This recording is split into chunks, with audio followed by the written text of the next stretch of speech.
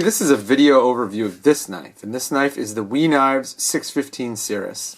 There's a bunch of different colors and handle colors and blade matching. You can get one purple, one with silver, one with a black blade, one with a silver and black blade, so on and so forth. But this is my first We Knives, and it was sent to me from Epic Snuggle Bunny, who also, I believe, posted a review of this knife. And Epic Snuggle Bunny has been something of a proselytizer of high-end Chinese knives ever since I started watching his YouTube channel like 3 years ago. And I'm glad he is, because a lot of the knives that are coming out of China today, especially these high-end knives like Riate and We Knives and Kaiser knives, have just been exceptionally good knives. And this is no different. I mean, this is one of the smoothest knives I've ever used. It has an amazing, amazing pivot. The pivot just kind of glides open and closed. It's not so wobbly of a pivot that it just wants to fall shut. I find that to be a little dangerous, especially on a knife this big. And this is a big knife. This is a 3.75-inch blade. This is one of the biggest knives I'll probably review, other than the Espada XL, which is always going to be the biggest knife I review. And it has a real finger choil, going along with a theme. I just finished doing the overview for the Giant Mouse GM2, which also has a real finger choil. And this knife has a milled titanium pocket clip, as you can see. It's a frame lock. It has the traditional We Knives logo on the pivot, which is pretty cool. And then it has this really weird star pivot.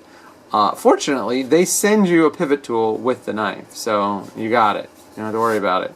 The blade is, again, a 3.74-inch, 3.75-inch S35VN. S35VN is one of those blade steels that's common in these high-end knives. If you look at like the Steelcraft, the Riate, the Kaisers, they all have this blade steel, and I would imagine that it has something to do with the fact that when they imported it, they just all must have gotten together and decided to import a huge batch of it.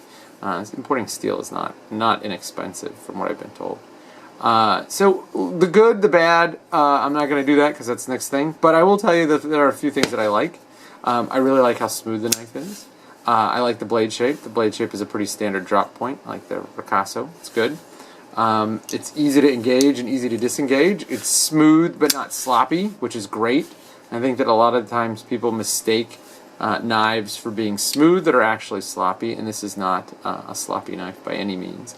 I'm not so thrilled with the sort of basic milling.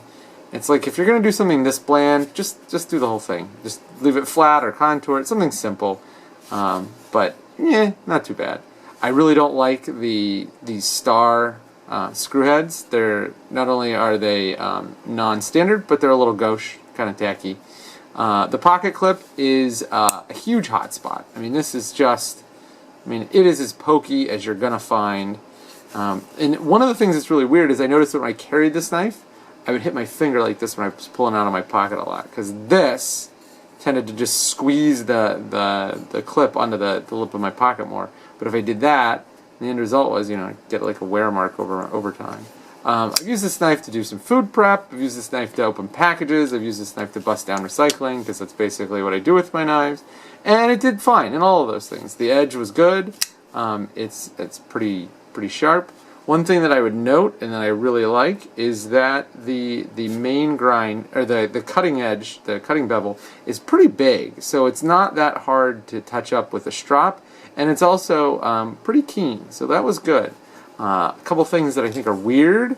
I really don't like this, the hole. I mean, it's not really a thumb hole. I mean, this is definitely primarily a flipper, but I guess aesthetically it's okay. I just don't care for it. It doesn't really do anything. It's not easy to use, and it doesn't add anything for me. Another thing that's weird is this has an external stop pin, and it rides just outside the handle, which is super weird, because it means they have to mill this channel, as you can see right there, so that it rides into the handle, into the front of the handle. It's baffling to me why they did this. It seems like it's a lot of extra steps when they could have just done either an internal stop pin, one that's hidden inside the pivot. They could have done just a regular stop pin, like right here, where the stop pin's right there, and you can just see it. Or they could have done like the external mounted stop pins like on the XM18s and the Striders, which is like right there. But instead they did this thing where it's like a semi-internal stop pin, and it seems like it was a lot of work for not much of a difference. I mean, aesthetically it doesn't matter, but it just seems like this is an area that could get gunked up with pocket lint and all kinds of BS for no particular reason. So the knife rides on bearings, of course, because all of these high-end folders ride on bearings. They're all titanium frame lock flippers. And this one's a pretty good example. It's not a super inexpensive knife. It's not like the Kaisers where you're getting them for, like $150. This is a $300 knife, and, it's a big $300 knife, $285. And in that price range, you're looking at a Sebenza. And so, not sure if I would prefer this over Sebenza. You're talking about the same steel. It's a flipper as opposed to a thumb stud. But there's something classic about a Sebenza that doesn't exist in this knife. I mean, this knife is very of the moment. And so, like, if you need the newest of the new and you want a new knife every day, then, look, this is a cool knife. Why not? Go ahead and try it. But if you want a classic, I'm not sure this is going to be a classic. It's just a lot of sort of funkiness to it. It's a good knife. Certainly a good knife. Definitely well made. Got nice materials. But, is it a knife that in 20 years you'll look fondly on and have it in your pocket clip with, finger marks worn into it? Probably not. So, this is my overview of the Cirrus 615 from We Knives, and I will be posting a review of this knife very soon. Before I do that, let me give you a size comparison so you can see just... I mean, this knife is massive. It's huge. It's huge, it's huge, it's huge. And the blade is just ginormous. Fortunately, it's not like super tall, so you're not going to get like that awkward, like, hey, I have a trade paperback in my pocket. But it's a big knife. I mean, this is a big, beefy folder. So there's that knife. And I'll be posting a review of it soon.